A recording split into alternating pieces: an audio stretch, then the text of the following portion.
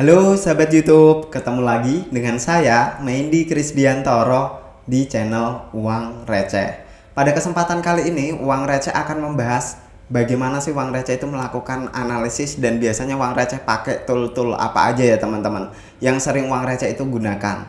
Nah, buat kalian yang penasaran bagaimana Uang Receh itu ngebahas untuk analisis pada kesempatan kali ini, silahkan kalian bisa tonton video ini sampai akhir. Dan jangan lupa tekan tombol subscribe dan nyalakan ikon loncengnya teman-teman, agar setiap channel Uang Receh itu upload video terbaru, kalian langsung dapat notifikasinya. Nah, tanpa berlama-lama kita langsung masuk ke daily quote untuk hari ini teman-teman.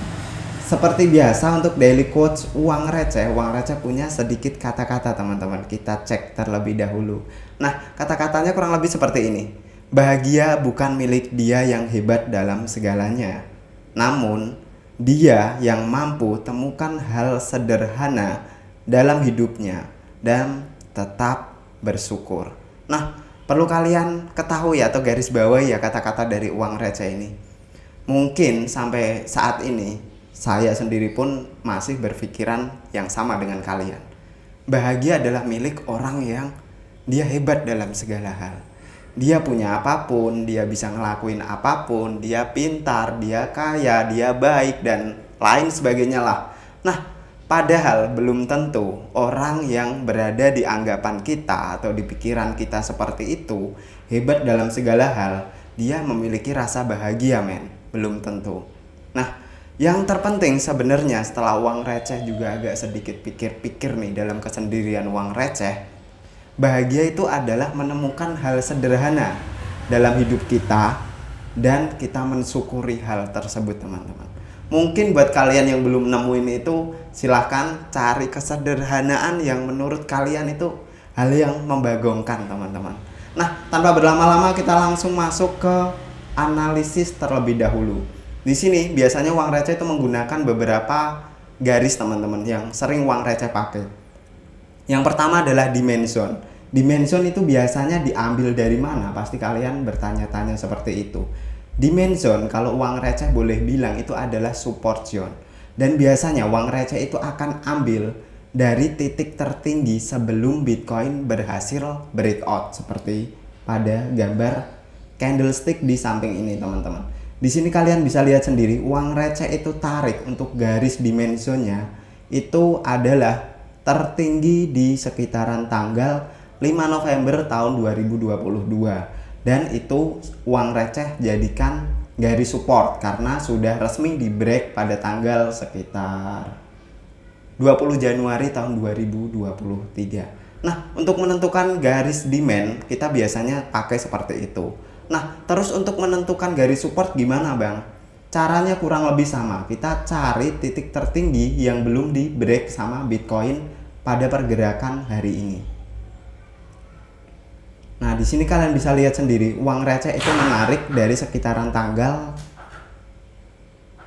14 Agustus teman-teman. Itu adalah titik yang harus di break di sekitaran angka 25.000. Dan sekarang posisi Bitcoin itu berada di fresh supply-nya tanggal 13 September. Nah, di sini kalian sudah sedikit mengerti bagaimana Uang Receh itu menentukan di mana garis support dan di mana garis resisten yang kemungkinan akan Bitcoin lalui untuk kedepannya. Nah, setelah itu bagaimana menentukan untuk pergerakan selanjutnya? It's so simple. Kalau menurut Uang Receh biasanya pakai semacam descending atau ascending channel untuk membaca pergerakan Bitcoin selanjutnya. Nah, pada kesempatan kali ini atau pada hari ini, Bitcoin itu bisa terbilang sideways teman-teman. Sideways di range fresh supply-nya pada tanggal 13 September tahun 2022. Dia masih belum bisa clear breakout di angka sekitar 22.800 sampai 22.900 teman-teman. Dan sekarang tertekan lagi. Ada pola yang unik yang dibentuk Bitcoin pada pergerakan beberapa hari ini teman-teman. Salah satunya adalah bull flag. Nah, bull flag itu bisa kita pakai, indikatornya adalah sehabis dia melakukan penguatan seperti ini, dia naik ke atas. Setelah itu dia seperti membentuk yang namanya bendera teman-teman, atau istilahnya kita pakai di dalam dunia trading itu adalah bull flag. Nah, pergerakan hari ini Bitcoin itu sudah resmi sebenarnya, sudah resmi dia breakout dari bull flag-nya. Terus pergerakan selanjutnya gimana? Dia akankah jatuh ke bawah ataukah dia meneruskan penaikannya? Nah, ini pertanyaan yang bagus, yang uang receh juga tunggu-tunggu untuk momennya, teman-teman. Di sini bisa kalian lihat sendiri sebenarnya untuk Bitcoin itu masih berusaha untuk meretest bull flag yang ada di bagian atasnya, teman-teman, atau bendera yang garis putih yang ada di bagian atasnya ini. Bitcoin masih mencoba untuk masuk ke situ dan gagal mempertahankan supportnya di situ. Tapi sepertinya Bitcoin belum clear untuk menunjukkan penurunan. Karena apa? Indikator yang lain yang uang receh juga pakai. Di sini uang receh menggunakan moving average 21 dan ini sejauh ini cukup mampu menahan pergerakan Bitcoin, teman-teman. Kalian bisa lihat sendiri yang warnanya agak orange ini adalah MA21 dan di bawahnya yang warnanya agak kemerah-merahan ini adalah MA50. Biasanya uang receh pakai 2 MA itu untuk menunjukkan Bitcoin mampukah bertahan di MA21 atau tidak, teman-teman. Nah, lantas bagaimana kalau Bitcoin mampu bertahan di area tersebut? Pergerakan selanjutnya kira-kira akan kemana? Nah, cara untuk mencari pergerakan harga selanjutnya, uang receh biasanya menggunakan garis putih yang di sebelah sini, teman-teman. Ini adalah garis sebelum Bitcoin itu mengalami penguatan. Kalian bisa lihat sendiri. Kita tinggal pindah untuk garis putihnya kurang lebih ke sini, teman-teman. Nah, harga selanjutnya yang kemungkinan Bitcoin akan sampai adalah di kisaran angka resisten sebelumnya, di kisaran angka 25.500 atau paling enggak 25.000, teman-teman. Nah, biasanya uang receh pakai kurang lebih cara-cara seperti itu. Selain ascending descending channel, uang receh pakai MA21, MA50 dan menentukan di mana titik support dan di mana titik resisten yang harus dicapai. Kalau Bitcoin nggak bisa mempertahankan supportnya, ada kemungkinan Bitcoin jatuh, teman-teman. Dan jatuhnya di kisaran angka berapa? Nah, kita cek terlebih dahulu. Bitcoin sekarang berada di posisi sekitar 22.800. Di sini juga ada fresh supply, teman-teman, yang sekarang sedang dipertahankan Bitcoin dan menjadi salah satu pijakan atau supportnya. Jika Bitcoin tidak berhasil mempertahankan atau memaintain di area sini, ada kemungkinan Bitcoin akan drop menuju sekitaran demand zone-nya di sekitaran angka 21.500, teman-teman. Itu adalah demand zone Bitcoin yang menurut uang receh sendiri cukup kuat di daerah situ. Nah, selain dari beberapa indikator technical analysis dan terus ada indikator MA dan ada teknik menentukan demand zone dan supply zone, uang receh juga punya salah satu cara lain lagi yang bisa juga kalian pakai. Uang receh menggunakan yang namanya Google Trend, teman-teman. Ini sebenarnya bisa kalian akses untuk mengecek web apapun atau istilah pencarian apapun. Sedang ramekah hal tersebut dicari ataukah sedang sepi hal tersebut dicari. Di sini uang receh pakai istilah penelusuran Bitcoin dan uang receh ubah untuk pengaturannya ke seluruh dunia. Dan uang receh pakai 5 tahun data terakhir, teman-teman. Di sini kalian bisa lihat sendiri untuk chartnya kurang lebih itu sama, teman-teman.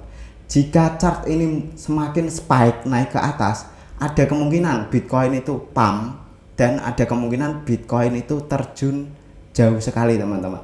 Kenapa bisa dibilang seperti itu? Nah, sebenarnya Google itu sudah mengindikasi sebuah berita. Kalau kalian tahu ya, teman-teman, Bitcoin itu banyak dicari nggak sih di web atau di dunia maya? Banyak orang yang mencari nggak sih? Banyak orang yang nggak tahu, kepengen tahu apa itu Bitcoin nggak sih? Nah, semakin banyak orang cari tahu, semakin banyak orang yang nggak tahu menelusuri, itu artinya mereka ingin tahu dan mereka ingin masuk ke Bitcoin, teman-teman. Dan sampai hari ini Bitcoin itu sudah menunjukkan spike yang cukup lumayan kalau menurut uang receh, meski secara yearly itu masih di bawah rata-rata, teman-teman. Nah, bukan berarti yang di atas posisi seperti ini Bitcoin menunjukkan pump teman-teman. Ada juga sisi pada saat tanggal bulan Juni tahun 2022 ini keruntuhan FTX. Pada saat itu Bitcoin drop dari peg-nya teman-teman. Nah, bukan berarti di saat di Google Trend ini pencariannya spike naik ke atas itu Bitcoin menemukan ATH-nya, belum tentu. Bisa aja itu berita negatif yang orang itu penasaran dan pengen mengerti kok FTX bisa bangkrut. Akhirnya mereka searching Bitcoin dan menemukan bahwa di Google Trend itu Bitcoin cukup spike pada tanggal 18 Juni. Nah, ini adalah contoh dari bull market yang terjadi teman-teman. Kita cek ini tepatkah di bulan Mei. Nah, tepat sekali, kurang lebih di bulan Mei tahun 2021 saat Bitcoin mencapai ATH pertama kalinya. Di Google Trend juga pencarian tentang apa itu Bitcoin sangat spike sekali. Ini mencapai angka kurang lebih 100 teman-teman di antara, dan bisa menjadi all time high di istilah penelusuran yang paling sering dicari. Nah, kita coba ke time frame yang lebih rendah teman-teman. Kita cek dulu, kita ke time frame sekitar 12 bulan terakhir atau 1 tahunan ini. Nah, di sini kalian bisa lihat sendiri, ini adalah keruntuhan FTX di bulan Juni lalu, dan di bulan November itu pencarian atau istilah Bitcoin sempat spike. Ini juga ada hubungannya dengan beberapa FAT teman-teman. Artinya naik seperti ini bukan berarti Bitcoin menembus ATH-nya ya. Dan di akhir ini atau di Januari tahun 2023 Bitcoin juga cukup mulai ada peningkatan.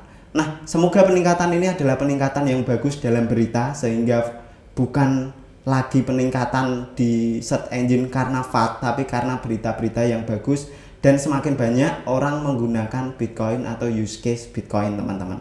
Nah, sekian dulu untuk pembahasan uang receh pada kesempatan kali ini. Buat kalian yang tertarik dan pengen belajar gimana uang receh, analisis dari sisi ini, sisi itu, sisi ini, dan sisi itu teman-teman, sampai uang receh pusing mau di sisi mana, silahkan pantengin channel Uang Receh. Dan terima kasih buat kalian yang selalu support channel ini. Thank you for watching this video. See you on the next video.